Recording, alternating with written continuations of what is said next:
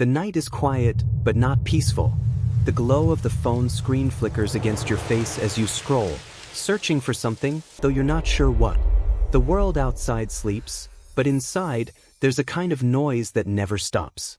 The thoughts you don't say out loud. The memories you try not to remember. The feelings you've learned to push away because feeling them would mean admitting that something still hurts. So you distract yourself. You work harder. You talk louder.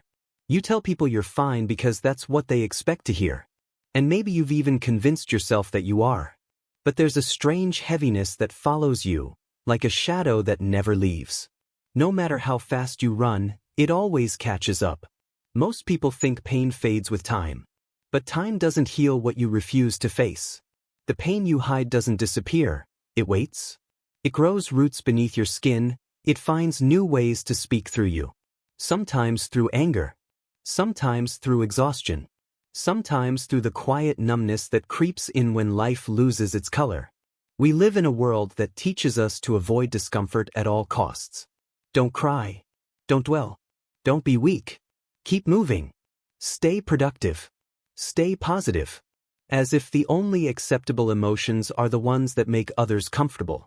As if strength means pretending you're not breaking. But suppression isn't strength, it's survival. And survival has a cost. Every emotion you bury demands a part of your energy to keep it locked away. You build walls to protect yourself from pain, but those same walls become your prison. You start to forget what joy feels like because joy and pain are connected. Numb one and you numb them both. Carl Jung once said, "What you resist, persists." The more we try to silence our pain, the louder it becomes in other ways. You might recognize it in the overthinking, in the constant need for validation, in the fear of being still. Because in the stillness, there's nowhere to hide. The silence becomes a mirror, and it shows you everything you've avoided. Maybe that's why modern life feels so overstimulated. We fill every quiet moment with noise. Music, podcasts, notifications. Anything to avoid hearing that small, trembling voice inside that says, "I'm not okay." But that voice doesn't disappear when you ignore it. It just hides beneath your habits. It becomes the invisible hand that shapes your decisions, your relationships, your self-worth. You can't heal what you won't acknowledge. You can't free yourself from what you refuse to feel. And yet, we cling to the illusion of control. We believe that if we hide our pain well enough, we'll eventually outgrow it. But pain doesn't work like that. It's patient. It doesn't need to be seen to survive. It just needs to be denied. And the more you deny it, the more power it gains. Like a wound covered too soon, it festers beneath the surface, waiting for the day it's finally forced to breathe. The truth is, suppression is just delayed suffering. What we don't allow ourselves to feel consciously will find a way to express itself unconsciously. You might not cry, but you'll get angry. You might not scream, but you'll grow distant. You'll tell yourself it's fine, that it's just stress, that you're tired. But deep down, you know something is unresolved. Something in you is still waiting to be witnessed. There's a reason why people who seem strong often collapse in silence. The pressure of appearing composed eventually becomes unbearable. There's only so long you can carry pain that was never meant to be carried alone. So what happens when you stop pretending? When you stop performing strength and allow yourself to be human again? At first, it feels like breaking. Like the dam finally giving way. But that breaking is not destruction, it's release. It's the moment the truth finally breathes. We've confused numbness for peace. We think that not feeling pain is a sign of healing, when it's often just a deeper form of hiding. Real peace doesn't come from avoidance, it comes from understanding. From turning toward what hurts and saying, "I see you." You can't outthink pain. You can't outwork it. The only way out is through. But facing it requires courage, the kind that looks nothing like the world's version of strength. It's not about smiling through the ache. It's about sitting in the darkness long enough to see what it's trying to teach you. And maybe, if you stay there long enough, you'll realize that pain isn't your enemy. It's the part of you that still remembers how deeply you cared, how alive you once were before you learned to hide. You can lock pain away for years, but it never forgets your name. It will whisper through your choices, echo through your silence, and wait patiently for the day you're ready to listen. That's where healing begins, not in the denial of pain, but in the willingness to feel it. Pain has a strange intelligence. It doesn't vanish when ignored, it transforms. It hides behind ambition, disguises itself as self-discipline, or hides beneath the mask of a smile that says, "I'm fine." But deep beneath the surface, it moves, quietly shaping how you think, how you love, how you see yourself. This is the paradox of suppression. The more you try to control what you feel, the more those feelings begin to control you. Freud called it repression, the mind's way of burying what feels too overwhelming to face. At first, it seems to work. You push the memory down, silence the grief, and move on. But repression doesn't erase emotion, it stores it. And everything stored seeks expression. The energy you spend holding pain beneath consciousness doesn't disappear. It leaks. Through anxiety. Through irritability. Through the sudden emptiness that arrives even in moments that should bring joy. What was once a single emotion becomes a pattern, an invisible cycle repeating through your life. Jung saw this clearly. He said that every part of ourselves we refuse to face forms what he called the shadow, the hidden self made of everything we reject, fear, or suppress. But the shadow doesn't vanish just because we deny it. It grows more powerful in the dark, silently influencing our behavior from behind the curtain of awareness. When you deny anger, it returns as resentment. When you suppress sadness, it turns into numbness. When you hide fear, it becomes control. And slowly, your life becomes a performance. You start to build identities around your wounds: perfectionist, overachiever, people pleaser, caretaker. Each one born from pain you haven't yet faced. You tell yourself it's who you are, but deep down you know it's who you had to become to survive. But here's the truth: repression always asks for payment. What you refuse to feel, you relive. Over and over, in different forms, with different faces, through different choices that all lead back to the same emotional place. You attract the same kind of relationships, repeat the same emotional lessons, until you finally stop running and listen. Nietzsche once wrote, "To live is to suffer, to survive is to find meaning in the suffering." He wasn't glorifying pain, he was pointing to its necessity. The goal is not to escape discomfort, but to transform it into understanding. Pain is information. It tells you what still matters, what still hurts, what still waits to be healed. But to access its wisdom, you must first stop treating it like an enemy. Modern life has made this harder. Everything around us encourages distraction, constant stimulation, endless scrolling, the pursuit of validation. We drown out the inner voice with external noise. We confuse busyness with purpose, productivity with worth. We are trained to manage symptoms instead of seeking causes. We self-medicate with entertainment, achievement, or control. But the more we distract ourselves, the more alienated we become from the truth of our own experience. When we hide from pain, we don't just lose contact with suffering, we lose contact with depth.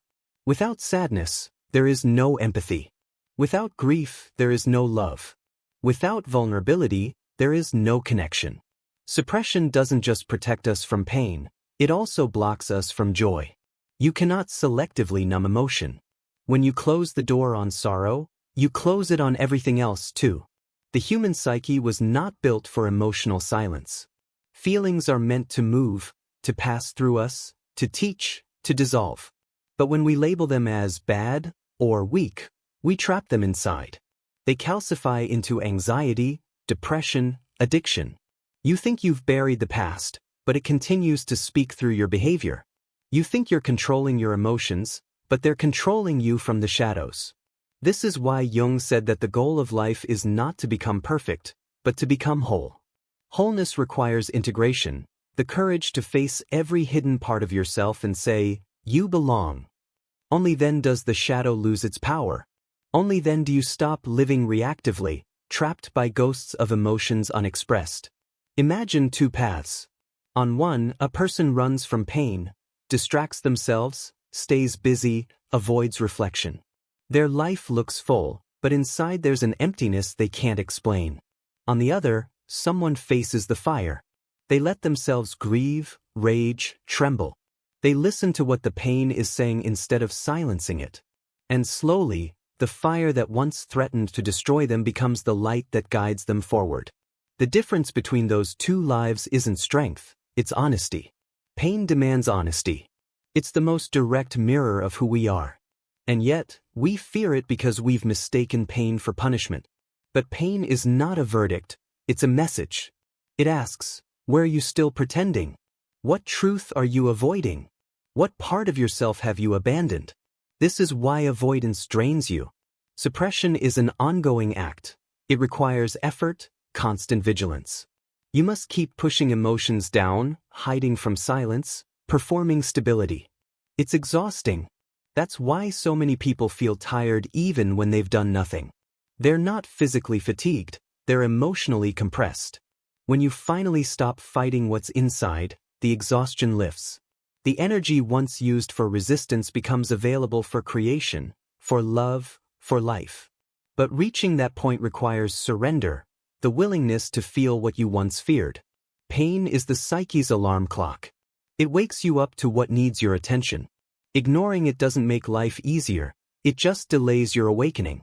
And the longer you wait, the louder the signal becomes. Until one day, something small breaks you open. A song, a loss, a quiet night when the noise stops, and all the buried emotion rises to the surface. That's not collapse. That's truth returning. The moment you stop running from your pain, it stops chasing you. Because what it wanted all along wasn't to hurt you, it wanted to be heard. You begin to see that pain isn't chaos, it's communication. It's the language of the soul trying to guide you back home. And when you finally listen, something shifts. The pain doesn't vanish, but it changes shape. It becomes softer, wiser. It turns from a wound into a teacher. You stop seeing it as the enemy, and start realizing it was your unconscious self all along, calling you toward healing. And that's when the journey begins, not the journey of escaping what hurts, but the journey of learning how to hold it with grace.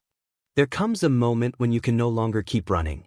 The distractions stop working, the noise no longer drowns it out, and the pain you've buried for years begins to whisper again. It calls from somewhere deep within, a faint, trembling sound that says, "It's time." You try to ignore it, but this time, the walls you built begin to crack. The mask you wear feels heavy, and in the silence that follows, something inside you starts to awaken. This is the turning point, the moment you stop escaping and finally turn toward what you've spent your whole life avoiding. At first, it feels unbearable.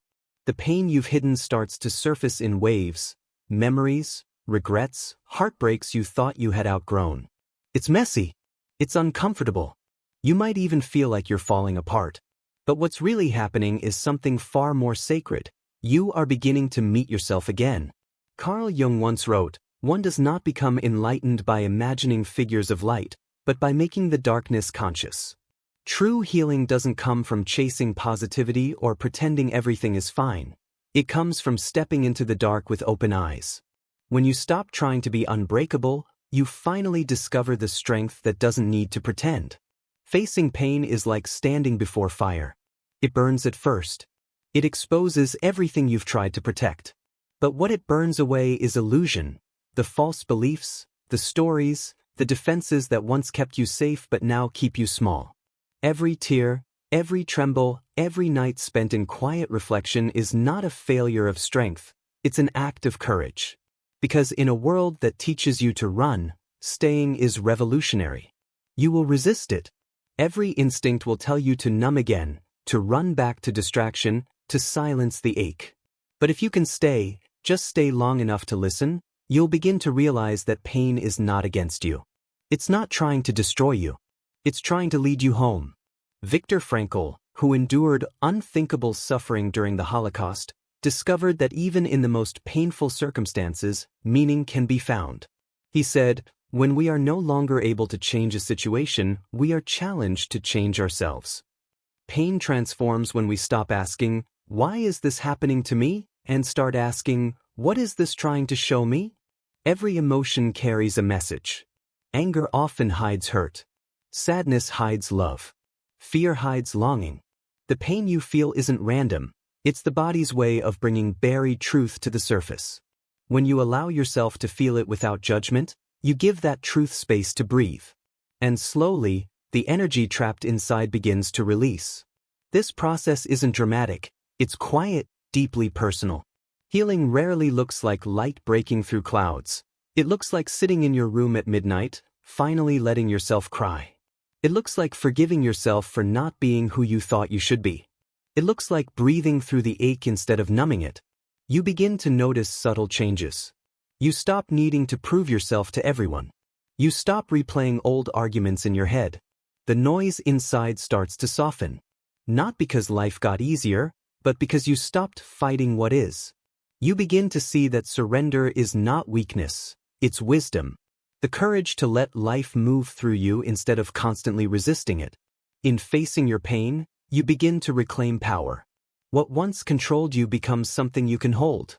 You start to recognize that pain is not the opposite of peace, it's the doorway to it. Every time you sit with an emotion instead of suppressing it, you dissolve a little bit of fear. You remind yourself that you can feel deeply and still survive. You realize that feeling is not the enemy, it's the proof that you're alive. The fire that once scared you begins to warm you. It starts to illuminate the parts of yourself you had forgotten, the gentle, curious, compassionate parts buried under years of defense. You begin to see that the purpose of pain was never punishment, it was purification. It burned away everything false, leaving only what's real. There's a stillness that follows this realization, a kind of quiet peace that doesn't depend on circumstances. It's not about feeling good all the time. It's about knowing you can handle whatever comes, because you've met the worst parts of yourself and survived them. The monsters under the bed lose their power once you've sat down beside them. You learn to hold your emotions like you would a child, gently, patiently, without judgment. You no longer demand that the pain leave, you ask it what it needs. And often what it needs is simply to be acknowledged. Once seen, it softens. It changes shape. It begins to integrate into the larger story of who you are. In that space of openness, new possibilities emerge. You start to feel connected again, to yourself, to others, to life. You begin to create not from fear, but from authenticity. You find yourself speaking truth even when your voice shakes, loving even when your heart remembers loss, trying again even after disappointment. You realize that courage was never about being unhurt, it was about being real. Every scar becomes a story of survival. Every broken piece becomes part of the mosaic of who you are. You understand now that your pain was never a mistake, it was a teacher. It taught you empathy, patience, resilience. It stripped away illusion and left you with something indestructible, presence. You stop asking for the pain to disappear, because you know now, it's what shaped your depth. You begin to trust it, even thank it. You understand that without it, you would never have learned how to love yourself completely. You will shake. You will resist. You will want to run. But stay. Stay until it softens. Stay until the tears become warmth. Stay until the fear turns into understanding. Because when you stay, you'll realize something extraordinary. Your pain was never against you, it was for you. It was your own unconscious trying to bring you back into alignment, calling you to live truthfully again. And when you finally stop fighting it, when you face it fully, something miraculous happens. The same pain that once felt unbearable becomes the source of your strength. The same darkness that once frightened you becomes your teacher. And in that quiet, sacred moment, you see that healing was never about becoming someone new. It was about remembering who you've always been beneath the armor. Your pain was never the end of your story. It was the invitation to begin again, with open eyes, open heart, and nothing left to hide. Morning light spills softly across the room. The same room that once felt suffocating in its silence now feels peaceful. The walls haven't changed, the air hasn't shifted, but something inside you has. You're no longer fighting what's there. You've stopped running from the echoes. You've stopped treating your pain like a stranger. Now, when it visits, you let it sit beside you. You listen. You breathe. You no longer ask, "When will this end?" Instead, you ask, "What is this showing me?" That question changes everything. Because when you stop resisting your pain, it loses its power to control you. It becomes something else entirely, something sacred. Integration is what follows transformation. It's when insight becomes practice, when awareness becomes a way of living.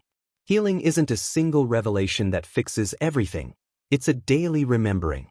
You begin to carry the lessons quietly, weaving them into the fabric of ordinary moments. How you speak, how you rest, how you forgive. You start to notice beauty in small things again. The sound of rain on windows, the way light moves through leaves, the warmth of a kind word. These moments used to pass unnoticed because you were too busy surviving. But when you stop hiding from pain, you also stop hiding from life. You realize that pain and joy are not opposites, they are threads of the same fabric. The capacity to hurt is the same capacity that allows you to love deeply. Carl Jung called this process individuation, the becoming whole of a human being. To become whole doesn't mean to be perfect or free of suffering. It means to hold every part of yourself with honesty. The broken, the healed, the tender, the fierce, all of it belongs. True wholeness is radical acceptance, the courage to stand in the full truth of your humanity without needing to edit it. You begin to understand that healing doesn't erase the past, it changes your relationship to it. The memories remain, but their grip softens. What once triggered you now teaches you. What once brought shame now brings wisdom. You begin to see your life not as a series of mistakes, but as a continuous unfolding, a story written in both light and shadow. When you meet others who are hurting, you recognize yourself in them. You stop judging. You stop trying to fix. You start to listen. Because you know now that everyone is carrying something unseen. Your compassion deepens, not out of pity, but out of understanding. Pain has softened you, and that softness is your strength. In a world obsessed with control, you learn to surrender. You stop needing to have all the answers. You stop chasing constant positivity. You find peace in the in-between, in the quiet acceptance that life is not supposed to be perfect, just real. Some days you'll feel light, others heavy. Some moments you'll laugh, others you'll ache. And all of it is okay. You start to realize that the goal was never to escape pain, but to become so present with it that it transforms into awareness. The wound becomes wisdom. The ache becomes depth. The silence becomes serenity. And slowly, the same pain that once felt unbearable becomes a reminder that you are alive, that you have the capacity to feel, to grow, to love again. You reconnect with the opening of your own story, the one who once scrolled late at night, trying to hide from the ache. That version of you wasn't weak. They were trying to survive. You see now that hiding pain was never a failure. It was a form of self-protection. But now you've outgrown it. You no longer need to hide. And maybe that's what freedom really is, not the absence of pain, but the absence of resistance to it. The understanding that life doesn't need to be controlled to be beautiful. That even in the moments of uncertainty, something within you remains untouched, calm, observing, whole. Alan Watts once said, "You don't look out there for God, something in the sky, you look within." The same can be said for peace. You don't find it by rearranging the world around you. You find it by sitting quietly with yourself, embracing what's already here. To be human is to feel. To feel is to live. And to live, truly live, you must stop hiding from yourself. Because the parts you reject will always call for your attention until you welcome them home. So when the pain returns, and it will, don't run. Sit with it. Listen. Thank it for reminding you that you still have a heart that feels, a soul that longs, a body that remembers. Let it move through you like a tide that comes to cleanse, not to drown. Because the more you hide your pain, the more it controls you. But the moment you face it, you realize, it was never here to punish you. It was here to free you.